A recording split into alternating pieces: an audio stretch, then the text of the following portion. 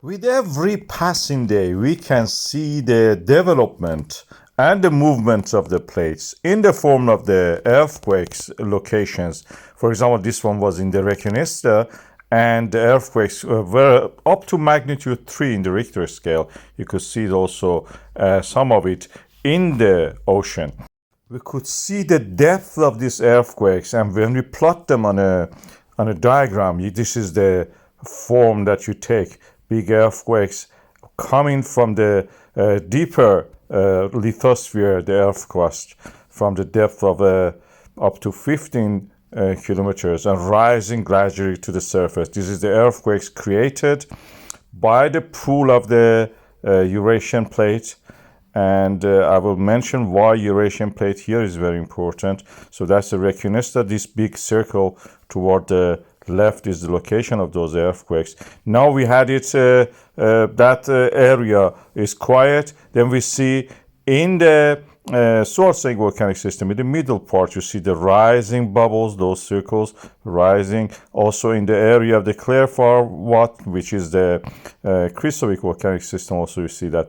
These are all, when we plot them, again, you can see the movements along the plate. This is all inside the Eurasian plate.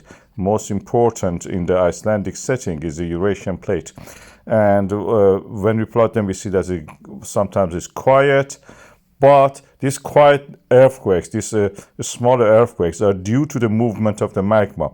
The bigger ones, the bigger circles, are the tectonic cracks, fractures forming, and the smaller ones are the magma, which is actually following ahead of it when these things happen.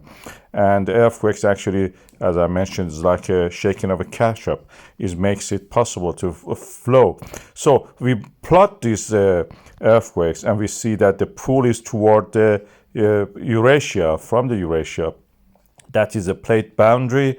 Eurasia is one of the biggest plates on the planet Earth, probably second to African plate. And you can see that it has a big subduction in the Yangtze plate, Amur plate, and the Pacific plate. So practically pulling due to the slab weight and the gravity is more than the North American plate. And that's the reason we have these sequences of the earthquakes in that area. All these volcanic systems, Sorsengi, Hengil, and Reconquista, and other ones, Eldorf and others.